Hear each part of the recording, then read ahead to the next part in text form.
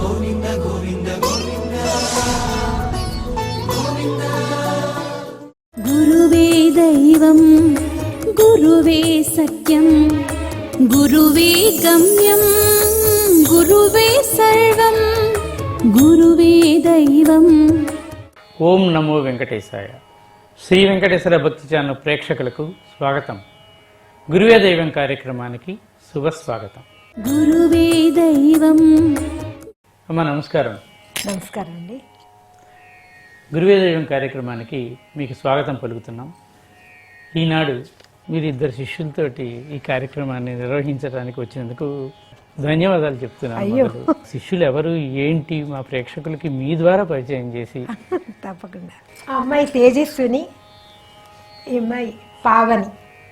వీళ్ళిద్దరూ కొంతకాలం నుంచి నా దగ్గర నేర్చుకుంటూ ఉన్నారు. గురువుగారు మా ఇంటికి వచ్చిన ఆ సందర్భాల్లో అప్పుడు తేజస్విని చిన్నపిల్లగా ఉండేది. అలాగే నా శిష్యులు చాలామంది చిన్నపిల్లలుగా ఉన్నప్పుడు వారు వచ్చినప్పుడు నేను అడిగేదాన్ని, గురువుగారు ఈసారి మీ ట్రిప్లో మాకు మా శిష్యులకి ఎప్పుడు ఇస్తున్నారు సమయం అంటే ఫలానా రోజు అని చెప్పేవారు. వీళ్ళందరికీ నేను వారు స్వరపరిచి నాకు నేర్పిన కీర్తనలు వీళ్ళకి నేర్పించి పాడించేదాన్ని. ముద్దుగా ముచ్చటగా వాళ్ళ విని ఆశీర్వదించి ఆయన ఎంత ప్రేమగా తేజస్విని చూశారంటే కాంపిటీషన్లో తను పాడుతున్నప్పుడు వారు అయ్యో ఇది శేషలత శిష్యురాలు, ఇది పాడుతోంది కాంపిటీషన్లో అని చెప్పి వారు అది శ్రద్ధగా గుర్తు పెట్టుకుని ప్రతి వారం విని చాలా మెచ్చుకుని నాకు చెప్పారు ఇది బాగా పాడింది అని. మా పరమ గురువులు డాక్టర్ శ్రీపాద పినాకపాణి గారి 100వ పుట్టినరోజుకి నేను అప్పుడు సింగపూర్లో ఉన్నాను. ప్రత్యేకించి వచ్చి ఆ పుట్టినరోజు కోసం నా శిష్యులందరినీ తీసుకుని మేమంతా కర్నూలు వెళ్ళాం. మా నేదునూరు గురువు గారు చెప్పారు నాతో, ఈ అమ్మాయి బాగా పాడింది, నేను శ్రద్ధగా దాని పాట విన్నాను అని దాన్ని బ్లెస్ చేశారు. అటువంటి ఒక అవకాశం వరం తేజస్విని పొందింది. పావని కూడా గురువుగారి ట్యూన్స్ అన్నీ కూడా నేను ఏమి నేర్పిస్తే అవన్నీ నేర్చుకుంటూ మేమంతా భద్రాచలంలో పాడుతూ ఉండడం, ఎక్కడ కచేరీలు ఉన్నా నాతో నేర్చుకుంటూ పాడుతూ వాళ్ళకి కూడా చాలా కీర్తనలు గురువుగారు స్వరపరిచనేవచ్చు. భద్రాచల రామదాసు వారు ఏమిటంత ప్రేమ? వారు ఏమి రాసినా మొట్టమొదటగా శ్రీరామ అని రాయకుండా ఇంకేమి రాయరు. కొత్త పెన్ను లేకపోతే ఒక కొత్త పుస్తకం లేకపోతే ఏదైనా రాస్తున్నారు, దేనికైనా సరే శ్రీరామ అని రాయవలసిందే. అలాగా భద్రాచల రామదాసు కీర్తనలు మనకు తెలుసు. మహానుభావులు బాలమురళీకృష్ణ గారు ఆ సీడీ ద్వారా పాడినవి తప్ప ఎక్కువ జనంలోకి రాలేదు.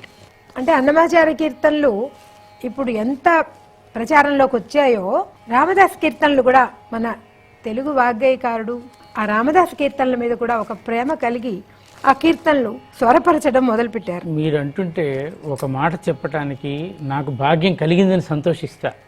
వాగ్గేయకార తారాపతి డాక్టర్ మంగళపల్లి బాలమురళీకృష్ణ గారు అపర త్యాగరాజ స్వామిగా ఆయన అవతారంగా మనం భావించాం. అవునండి.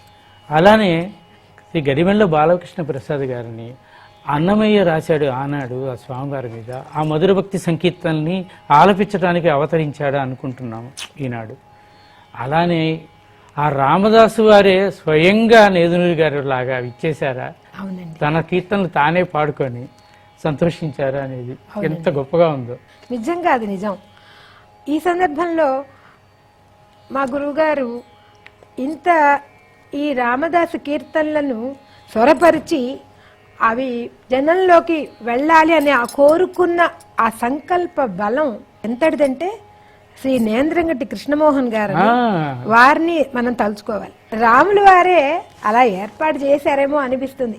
కృష్ణమోహన్ గారు మా గురువు గారిని కలిసి వీరు 108 కీర్తనలుగా రామదాస్ కీర్తనలను నోటేషన్ చేసి బుక్స్ రూపంలో ప్రచురించాలి అనుకున్నప్పుడు కృష్ణమోహన్ గారు ముందుకు వచ్చి కొత్తగా పరిచయం చేసుకుని ఆ ఫస్ట్ వాల్యూము అది ప్రింట్ అవడానికి వారు ముందుకు వచ్చారు. ఆయన అపర రామభక్తులు, తప్పకుండా ఈయన అపర రామభక్తులు.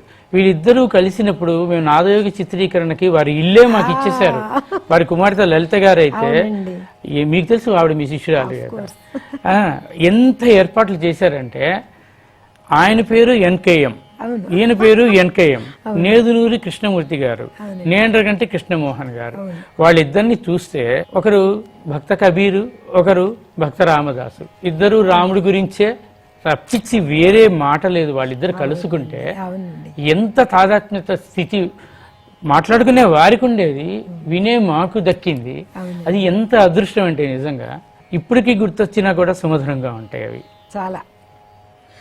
అలాగా రామదాస్ కీర్తనలను గురువుగారు మొదటి వాల్యూమ్ ప్రచురించాక రెండో వాల్యూమ్ మూడో వాల్యూము రావడానికి కొంచెం మధ్యలో టైం పట్టినప్పుడు గురువుగారు కొంత అనారోగ్యం చేయడం, ఆయన హాస్పిటల్లో అడ్మిట్ చేయడం చేసినప్పుడు ఆ డాక్టర్లు సరే రేపు ఆపరేషన్ వీరిని ఒకసారి చూద్దామని ఆ డాక్టర్లు రూమ్ దగ్గరికి వచ్చేప్పటికీ గురువుగారు ఏం చేస్తున్నారు, ఈ 108 కీర్తనలు నేను ఇంకా అది పబ్లిష్ అవ్వాలి, నా మీద ఈ బాధ్యత ఉండిపోయింది, నేను రేపు ఆపరేషన్ అయితే నా పరిస్థితి ఏమిటో అని చెప్తా స్వామి నేను ఇది చెయ్యాలని ఆయనలో ఆయన మామూలుగా ఆయన నోటేషన్ చేసేప్పుడు ఎవరో ఒక శిష్యులు పక్కన ఉండడం, బాలకృష్ణ ప్రసాద్ గారు పక్కన ఉంటేనే గురువుగారు స్వరవరిచేవారు. ఎందుకంటే వారి మీద చాలా నమ్మకం, వారికి సాహిత్యం తెలుసు, సంగీతం తెలుసు, మాట విరుపులు తెలుసు, అన్ని పదాల పొందిక అన్ని వారు సలహాలు చెప్పేవారు. అలా చేసి మీరు అంటుంటే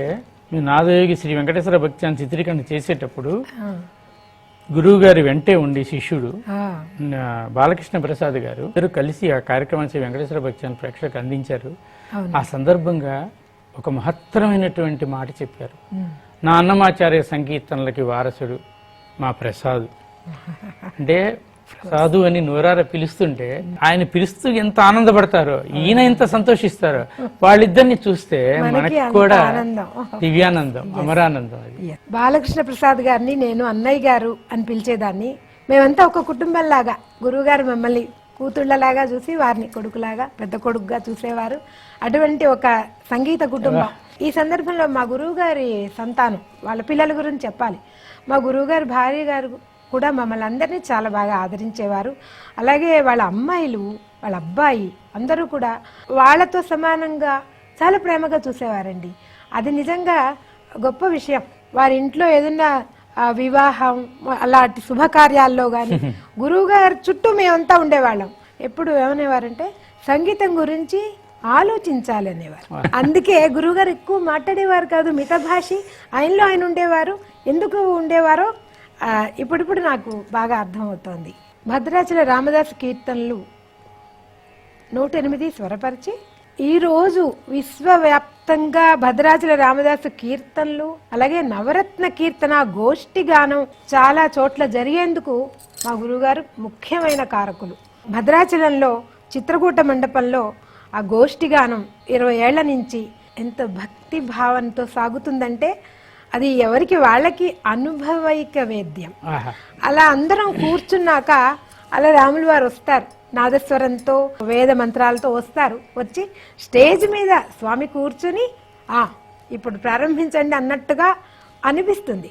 నవరత్న కీర్తనలలో అదిగో భద్రాద్రి దగ్గర నుంచి ప్రారంభించి 9 కీర్తనలను మా గురువుగారే కాయిన్ చేసి ఇవి పాడాలి అని నిర్ణయించారు. ఇప్పటికీ అందరూ అవే పాడుకుంటాం. అదిగో భద్రాద్రి గౌతమి ఇదిగో చూడండి, అదిగో భద్రాద్రి గౌతమి ఇదిగో చూడండి. అలాగే శ్రీరామనామమే జిహువకు స్థిరమయ్యున్నది, శ్రీరాముల కరుణయే లక్ష్మీకరమయ్యున్నది, శ్రీరామనామమే. అలాగే పలుకే బంగారమాయన కోదండపాణి పలుకే బంగారమాయన. ఇంకా శ్రీరాముల దివ్యనామ స్మరణ సేయుచున్న చాలు, ఘోరమైన తపమూలను కోరనేటికే. నన్ను వర్క్షాప్స్ చేయమని ఎంతో గైడ్ చేశారు. ఏ విధంగా చెప్పాలో వారు ఇన్స్ట్రక్షన్స్ ఇచ్చేవారు. అలాగే ఒక్కో వర్క్షాప్ అయ్యాక అమ్మాయి చెప్పు ఎలా జరిగింది, ఏం నేర్పావు, వాళ్ళు ఎలా రిసీవ్ చేసుకున్నారు, దేనికి ఎక్కువ స్పందన వచ్చింది, ఇవన్నీ అంటే చాలా వివరంగా కోరుకునేవారు. నేను ఆ వర్క్షాప్ అయిన రోజు రాత్రి 1 గంట సేపు గురువుగారికి ఆ వర్క్షాప్ వివరాలు చెప్తే చాలా సంతోషించేవారు. బహుశా ఇది కారణమో ఏది కారణమో తెలీదు. గురువుగారి పుట్టినరోజు అక్టోబర్ 10, 2014లో అక్టోబర్ 10 నాడు శిష్యులందరినీ సెలబ్రేషన్కి రమ్మని వారి పిల్లలు కోరారు. మేమంతా వెళ్ళినప్పుడు గురువుగారు స్వరపరిచిన అనేక కీర్తనలు అందరం పాడుతున్నాం. నన్ను పిలిచి నాకు చెప్పారు, శేషులత, నువ్వు భద్రాచల రామదాసులు వారి కీర్తనలను ప్రచారం చెయ్యాలి, నువ్వే చెయ్యాలి, నువ్వే చెయ్యగలవు. భద్రాచల రామదాసు కీర్తనలు అనంగానే శేషులత పేరు గుర్తుకు రావాలి అన్నారు. నేను ఆ మాటల అర్థం నాకేమీ తెలీదు. నేను నమస్కారం పెట్టి, గురువుగారు మీ ఆశీస్సు, మీరు ఎలా అంటే అలాగే అని. నా వెనకాలే శ్రీ నేంద్రగంటి కృష్ణమోహన్ గారు నుంచి ఉన్నారు, లలిత గారు. వెంటనే వారికి తెలుసు ఎవరి పరిధులు ఏమిటో. వెంటనే కృష్ణమోహన్ గారిని చూసి, కృష్ణమోహన్ గారు, మీరు ఆమె చేసే వర్క్షాప్స్కి మీరు అన్ని ఏర్పాట్లు చూడాలి, ఆ బాధ్యత మీది, సరేనా అని అడిగారు. తప్పకుండా గురువుగారు అని వారు అన్నారు. ఆ తర్వాత అనేక వర్క్షాప్స్ వీరు ఏర్పాటు చేయడం, అలాగా ఈ నవరత్న కీర్తనల ప్రచారం ఒక ప్రచార సారథిగా నన్ను తోసి నా జన్మకి ఇది ఒక అద్భుతమైన అవకాశం వారు నాకు ఇచ్చారు, ఆ వరం అందించారు. వాళ్ళకి భవిష్యత్ ఏమిటో, ఎవరు ఏమి చేయగలరో వాళ్ళకి తెలుస్తుంది అన్నట్టుగా. లేకపోతే వారి శిష్యులు ఎంతో మంది నన్ను మించిన వాళ్ళు లేరా, వాళ్ళు పాడలేరా, కానీ నాకే ఈ బాధ్యత ఇచ్చి నాకు ఒక వరం, నా జీవితానికి ఒక ధన్యత చేకూర్చడానికి ఇటువంటి ఒక గొప్ప వరం నాకు ప్రసాదించారని నేను భావిస్తున్నాను. అలాగే ఇప్పటికి కూడా ఆ వర్క్షాప్స్ నేను కంటిన్యూ చేసే ఒక శక్తి, బలం, గురువు అనుగ్రహం నా మీద ఎప్పుడు ఉంది, ఉంటుందని నేను నమ్ముతున్నాను. ఖచ్చితంగా అమ్మా, గురువు గారి వాత్సల్యానుగ్రహ విభూతి మీకు శాశ్వత కీర్తిని సంపాదించి పెడుతుంది. దానికి ఆ సర్వేశ్వరుడే సాక్షి. సంగీత కళాకారులు ముఖ్యంగా రాణించాలంటే వారికి కుటుంబ వ్యవస్థ అనేది చాలా ముఖ్యమని గురువు గారు ఎప్పుడూ చెప్పేవాళ్ళు. అవునండి. ఆ విషయంలో మీ అనుభవాలు ఏంటి చెప్తారమ్మా? ఎవరికైనా మొట్టమొదటగా తల్లిదండ్రులే గురువులు. జన్మ ఎలా వాళ్ళు ఇచ్చారో ఒక సంస్కారం కూడా వాళ్లే ఇస్తారు. నేనేదో చిన్నతనంలో పాడుతూ ఉన్నానని మా అమ్మ గ్రహించి, ఆవిడ కూడా బాగా పాడుతుంది, మంచి విద్వాంసురాలు కాబట్టి ఆవిడకి తెలిసి నాకు తనే ప్రథమ గురువు. అనేక పాటలు, పద్యాలు అనేక నేర్పిస్తూ ఒక మంచి గురువుగారి దగ్గర నన్ను పెట్టి నేర్పించడం. ఒక ప్రథమ స్థాయి నుంచి ఒక్కొక్క స్టేజ్కి ఎవరి దగ్గర మా అమ్మాయిని పెట్టి నేర్పిస్తే ఆమెకు మంచి విద్య వస్తుంది అని ఒక తపనతో మా అమ్మ మా నాన్నగారు కూడా పాడేవారు. ఏ ఇన్స్ట్రుమెంట్ ఉంటే అది వాయించేసేవారు, ఏది నేర్చుకోలే. వైలిన్ వాయించేవారు, ఫ్లూట్ వాయించేవారు, మృదంగం వాయించేసేవారు, పాడేసేవారు. అలాగా అమ్మ నాన్నలకి ఉండే ఆ తపన. అలాగే ఈ అమ్మాయికి సంగీతం వస్తోంది, ఎంత డబ్బుకి ఎటువంటి కష్టానికి మనం వెనకాడకూడదు అని ఆ రోజులో నన్ను మెడ్రాస్ కూడా పంపించి మ్యూజిక్ కాలేజీలో సంగీత విద్వాన్ కోర్స్ చేసేలాగా నన్ను ఎంకరేజ్ చేసి, బందర్లో మా ప్రథమ గురువులు, ఆ తర్వాత ఓలేటి గురువు గారి దగ్గరికి, అలాగే తర్వాత నేదునూరు గురువు గారి దగ్గరికి నన్ను డైరెక్ట్ చేసి నాకు ఇటువంటి ఒక అవకాశం కల్పించింది నా తల్లిదండ్రులే. వాళ్ళకి ఎప్పుడూ రుణపడే ఉంటాను. మా అమ్మ పేరు శ్రీమతి కోసూరు శారద, మా నాన్నగారు శ్రీ కోసూరు నారాయణరావు గారు. మా స్వగ్రామం మచిలీపట్నం. అంటే పరమ గురువులు నేదురూరు కృష్ణమూర్తి గారు, అలానే ఇప్పుడు శ్రీమతి శేషలత గారు.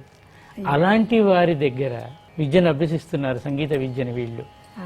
మరి మీ గురించి వాళ్ళ స్పందన ఏమిటో కూడా తెలుసుకుందాం ఈ సందర్భంగా.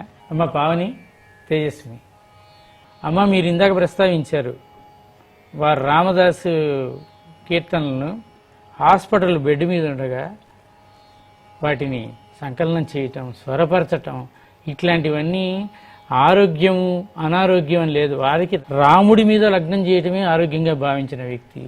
ఇదే సన్నివేశం వారి గురువు గారైన శ్రీపాద పినాకపాణి గారి జీవితంలో కూడా జరిగింది. అదే సన్నివేశం తిరిగి నేదునూరి కృష్ణమూర్తి గారి జీవితంలో కూడా జరిగింది. ఏమిటది? మీ పరమ గురువు గారికి మీ గురువు గారికి ఇలాంటి సారూప్యత మీ నుంచి తెలుసుకోవాలనుంది దాని గురించి. నిజంగానండి, మా పరమ గురువులు నేను ఇందాక చెప్పినట్టు నా PhD guide doctor Sripada Pinakapani గారు, వారు గైడ్ చేయడానికి మేము వారిని అప్రోచ్ అయినప్పుడు వారికి 90 ఏళ్ళు దాటి ఉన్నాయి. 90 ఏళ్ళు దాటిన వ్యక్తి మేము వెళ్ళి అడిగినప్పుడు వినంగానే, అవునా, వై నాట్, నీ టాపిక్ ఏమిటి, నీ టాపిక్ ఏమిటి, నలుగురు వెళ్ళాం. వెంటనే ఇమ్మీడియట్గా ఈ టాపిక్ మీద ఇంతకుముందు ఏమైనా వర్క్ చేసావా? చివరికి ముగ్గురం వారి దగ్గర పిహెచ్డి చేసే అవకాశం పొందాం. నేను, మా ఇంకో కొలీగ్ ఉమాదేవి గారు ముందుగా సబ్మిట్ చేయగలిగాం. మా తర్వాత నీతా చంద్రశేఖర్ సమయం తీసుకుని సబ్మిట్ చేసింది. ఆ టైంలో మా గురువు గారు పినాకపాణి వారు హాస్పిటలైజ్ అయ్యారు. ఇంకా ఏమో అటో ఇటో అన్ని అనుకుంటున్న సమయంలో వారు కలవరిస్తున్నారట. అయ్యో నీత మిగిలిపోయిందే, అయ్యో నీత పని అవ్వాలే అంటూ ఉన్నారట. వెనక్కి వచ్చారండి. వారు వెనక్కి వచ్చి ఆవిడ పిహెచ్డి తీసుకున్నాకనే వారు వెళ్ళారు. అటువంటి వాత్సల్యం. చూడండమ్మా, మీ పరమ గురువు గారు డాక్టర్ నేదునూరి కృష్ణమూర్తి గారు, మీ గురువు గారు డాక్టర్ శేషులత గారు. ఇంతవరకు బాగానే ఉంది.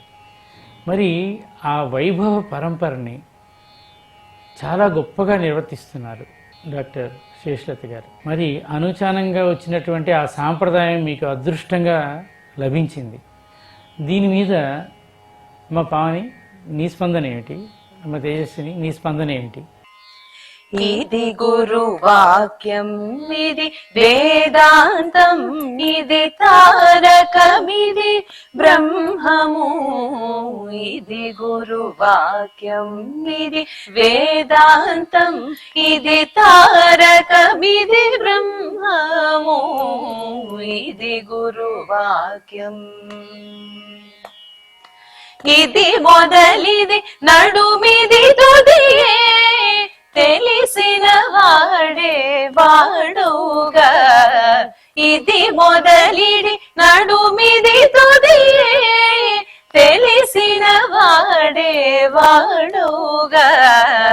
ఇది గురు వాక్యం, ఇది వేదాంతం, ఇది తారకమిది బ్రహ్మము. ఇది గురు వాక్యం. ఇది గురువాక్యం, ఇదే వేదాంతం. ఇది శ్రీ భద్రాచల రామదాసుల వారి కీర్తన, గురువుగారు స్వరపరిచినది. ఎవరికైనా ఇదే మెసేజ్. గురువాక్యం ఎప్పుడు కూడా ఎవరి జీవితంలో అయినా ఆ గురువాక్యమే విలువైనది, మనకి ఎప్పుడు కూడా చివరి వరకు సహాయం చేసేది. అటువంటి కీర్తన ఇది. పిల్లలు పాడారు. మేడం దగ్గర సంగీతం నేర్చుకోవడం అనేది మా అందరికీ ఒక గొప్ప వరం, గొప్ప అదృష్టం. ఎందుకంటే మేడం మాకు కన్న తల్లిలాగా సంగీతపరమైన విషయాలు మాత్రమే కాకుండా మామూలుగా దైనందిన జీవితంలో మనం ఎలా వెళ్ళాలి, ముందుకు వెళ్ళాలి, ఎటువంటి ఆటుపోట్లను ఎలా ఎదుర్కోవాలి, ఎంత కాన్ఫిడెంట్ గా ఉండాలి, అలాగే ఎంత పేషెన్స్ తో వ్యవహరించాలి అనే చాలా మంచి మాటలను మాకు నేర్పించారు. ఎంత సహనంగా ఉండాలి అన్నది. అలాగే సంగీతంలో ముందుకు వెళ్తూనే మమ్మల్ని ఇతర సంగీత, లలిత సంగీతం కానీ ఫోక్ సాంగ్స్ కొన్ని నేర్పించడం, మమ్మల్ని ఆ జోనర్లో కూడా ముందుకు పంపించడం. సంగీతం ఒక్కటే కాకుండా ఇది కూడా నేర్చుకోండి అని మమ్మల్ని ఎంతగానో ప్రోత్సహించిన గొప్ప అధ్యాపకురాలు మా గురువు గారు. జీవితంలో మనం అంటే ఎక్కువ అమ్మ మీద చిరాకు పడకు. పెళ్లి కానప్పటి వరకు మన అమ్మ నాన్నలతో ఉంటాం కాబట్టి వాళ్ళని చిరాకు పడ్డం, వాళ్ళు చెప్తే అర్థం చేసుకోండి. అలాగే భర్తతో కూడా ఉన్నప్పుడు మీరు కంప్లీట్ గా ఒక న్యూ లైఫ్ స్టార్ట్ చేస్తారు కాబట్టి వాళ్ళ ఒపీనియన్స్ కి కూడా రెస్పెక్ట్ ఇస్తూ, అలాగే మీ ఇంట్రెస్ట్లు కూడా వాళ్ళకి తెలియబరుస్తూ బ్యాలెన్స్డ్ జీవనాన్ని మీరు కొనసాగించాలని మేడం ఎప్పుడు చెప్తుంటారు. అలాగే మమ్మల్ని కూడా టీచింగ్ వైపు మేడం వెళ్ళమంటూ ఉంటారు. శ్రీరామనవమి ఎక్కడ జరిగినా, మీరు అమెరికాలో ఉన్నా, ఇండియాలో ఉన్నా, అమలాపురంలో ఉన్నా, ఎక్కడున్నా కానీ మీ దగ్గరున్న రాముడి టెంపుల్లో మీరు కనీసం మీ స్టూడెంట్స్ తో వెళ్ళి ఆ నవరత్న కీర్తనలు తప్పకుండా మీరు పాడవలసిందే. ఇది ఒక గోల్ గా పెట్టుకొని మీరు చెయ్యండి అని మమ్మల్ని, మాలాంటి వాళ్ళని ఎంతో మందిని తయారు చేసిన ఒక గొప్ప వ్యక్తి మా మేడం గారు. Thank you so much madam. శ్రీ గురుభ్యో నమః. గురువు గారి గురించి మాట్లాడేంత వయస్సు కానీ ఎక్స్పీరియన్స్ కానీ నాకు ఉందని ఎప్పటికీ అనుకోను. కాకపోతే ఆవిడ గురించి మాట్లాడడానికి చాలా ఆనందం అయితే ఉంటుంది. నా తల్లిదండ్రుల తర్వాత, నా మేనమామ తర్వాత అంతటి ఇంపార్టెన్స్ నా లైఫ్ లో మా గురుగారికే ఉంది. ఆవిడ తీర్చిదిద్దిన ఒక మనిషిగా ఈరోజు నేను ఒక నలుగురు గుర్తుపట్టేలాగా ఈ రోజు ఒక స్టేజ్కి వచ్చింది మా గురుగారి దయ. పెద్ద గురువు గారి నుంచి ఆవిడ ఏం నేర్చుకున్నారో నేను చిన్నప్పటి నుంచి చూస్తున్న దాంట్లో అదంతా ఆవిడ జీవన శైలిలో కనపడుతున్నదంతా మేము విని చూసి నేర్చుకోవడానికి చాలా ప్రయత్నం చేసాం. ఎంతో కొంత సక్సెస్ అయ్యి ఉండొచ్చు. అలా మా గురువు గారి నుంచి సంగీతంతో పాటు ఈక్వల్ గా ఎప్పుడు నేర్చుకోలేకపోయాను.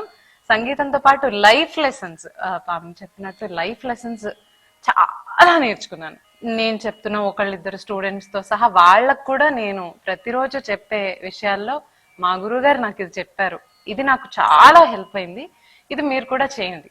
అంటే పేరెంట్స్ ని రెస్పెక్ట్ చేయడం దగ్గర నుంచి బయట విషయాల్లో అది ఎంతవరకు మన లైఫ్ మీద ఇంపాక్ట్ చూపించాలి చూపించకూడదు దగ్గర దాకా ఆవిడ మమ్మల్ని గైడ్ చేస్తూ వచ్చారు. గురుగారు ఇందాక చెప్పినట్టు నాకు చాలా అదృష్టం లభించింది. పెద్ద గురువు గారు నేదునూరు వారి ముందు గురువు గారి ఇంట్లో నేను పాడితే గురువుగారు నేదునూరు గారు వినడం, వారు బ్లెస్ చేయడం, అదంతా అదొక అద్భుతమైన పీరియడ్. ఒక కొద్ది రోజుల పాటు గడిచింది మా జీవితంలో.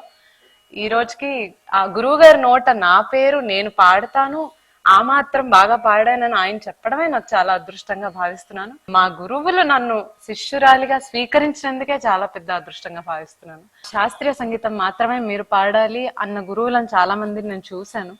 నా చిన్నప్పటి నుంచి నేను ఏ ప్రోగ్రామ్ కి వెళ్ళినా ఏ రోజు నన్ను అడ్డుకోలేదు, ఏ రోజు నువ్వు ఇది వెళ్ళకూడదు, నువ్వు ఇది పాడకూడదని ఈ రోజు దాకా నేను వినలేదు. అలా స్టూడెంట్స్ ని చాలా ఎదిగే కోణంలో కూడా ఆవిడ చాలా హెల్ప్ చేస్తారు. చాలా సంతోషంగా ఉంది. ఆవిడ పక్కన కూర్చునే అర్హత కూడా మాకు లేదు. ఎప్పుడు ఆవిడ కాళ్ళ దగ్గర కూర్చోడానికి ఆనందపడే శిష్యులు. ఈనాడు శ్రీ వెంకటేశ్వర భక్తి ఛానల్ వీక్షిస్తున్నటువంటి ప్రేక్షకులకి మంచి ముత్యాల సరాల వంటి పాటలు పాడుతూ సంకీర్తన గోష్ఠి నిర్వహించారు. మీ గురువు గారిని, వారి పరమ గురువు గారిని మీ శిష్యులతో సహా వచ్చి సేవించుకున్నారు. మరి ఈ కార్యక్రమంలో పాల్గొని మీ గురువు గారిని స్మరించుకోవటం గురించి ఒక్కసారి మా ప్రేక్షకులతో పంచుకుంటారా? లేచిన దగ్గర నుంచి తలిచే ఆ గురునామం, గురువుగారి గొప్పదనం, సంగీతపు గొప్పదనం, ఇవన్నీ కూడా నా శిష్యులకి ఎప్పుడు చెప్తూ ఉంటాను. ఇలాగా ఈ శ్రీ వెంకటేశ్వర భక్తి ఛానల్ ద్వారా ఇంతమందికి మా అనుభవాలు షేర్ చేసుకునే ఒక అవకాశం మాకు ఇచ్చినటువంటి శ్రీ వెంకటేశ్వర భక్తి ఛానల్ వారికి మరీ మరీ ధన్యవాదాలు, నమస్కారాలు. మహానుభావులు ఎప్పుడూ మహానుభావులే. మా గురువు గారు చూస్తే ఒక యోగి, ఆయనకేమి కోరికలు ఉండేవి కావు. వారు చాలా సింపుల్ లైఫ్, ఆయన్ని ప్లీజ్ చేయడం చాలా ఈజీ. నా అనుభవంలో నేను తెలుసుకున్నది, బాగా పాడితే వారికి సంతోషం, అంతే కదా. అలాగా నాకు తోచిన సేవ ఏదో నేను చేసేదాన్ని ప్రతిదానికి ఆయన చాలా సింపుల్గా దానికే సంతోషించేవారు, చాలా తృప్తి పడేవారు. నేను ఊళ్ళో లేనప్పుడు కూడా మా ఇంట్లోనే వచ్చి, నేను సింగపూర్ వెళ్ళాను ఒకసారి, వెళ్ళినప్పుడు నేను ఎప్పుడు ఏ ఊరు వెళ్తున్నా, బయట ఊరు కార్యక్రమం వచ్చినప్పుడు నేను మా గురువు గారికి అడిగేదాన్ని. ఫస్ట్ గురువు గారు, ఈ నెలలో మీరు ఎప్పుడు వస్తున్నారు?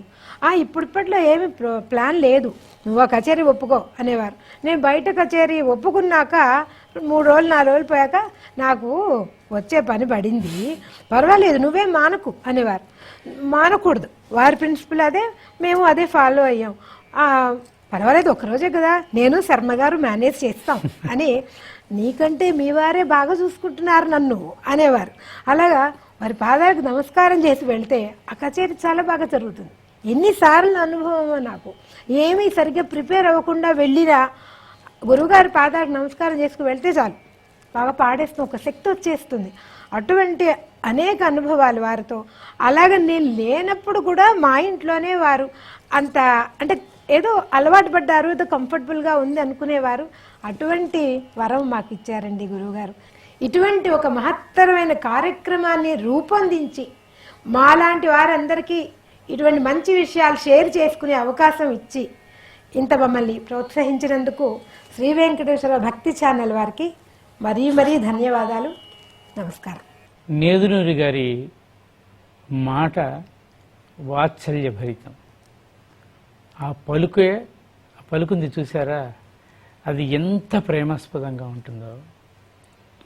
వారు సంకీర్తన కానీ కృతి కానీ ఏదైనా కూడా, ఏ ప్రక్రియ అయినా కూడా పాడేటప్పుడు ఆ పల్లవి ఎలా మొదలవుతుందంటే ఎంతో తేలిగ్గా పాడేస్తాం మనం, చక్కగాని మొదలుపెట్టేస్తాం. కానీ పల్లవి పూర్తయిన తర్వాత సముద్రం ఆ అలలు, ఆ కెరటాలు అవన్నీ చూస్తే పల్లవి వరకు పాడి నమస్కారం పెట్టేస్తాం. చాలా బాగా చెప్పారు. నేను ఎందుకు చెప్తున్నానంటే, ఎవరైనా అందుకునే అలతి పదాల తోటి ఎలా రాస్తారో ఎంతో సుబోధకమైనటువంటి స్వరరచన చేస్తారు ఆయన. అది సులభ పద్ధతిలో పాడేయగలం అనుకుంటాం, కానీ నిర్ణీతమైనటువంటి సంగీత శిక్షణ ఉంటేనే నేదునూరి గారి యొక్క పాటకి, సంకీర్తనకి, కృతికి మన మనసే న్యాయం చేస్తుంది. ఆయన శిష్యులకి బోధించటాన్ని ఎంత బాధ్యతగా భావిస్తారో, ఆయన చిన్న కచేరీకి వెళ్ళకపోయినా ఎవరి ముందరన్నా ఏదన్నా ఆలపించాల్సి వచ్చినప్పుడు సాధన చేస్తారు. అవునండి. నిత్య సంగీత సాధన కృషి వలురు శ్రీ నేదునూరి కృష్ణమూర్తి గారు.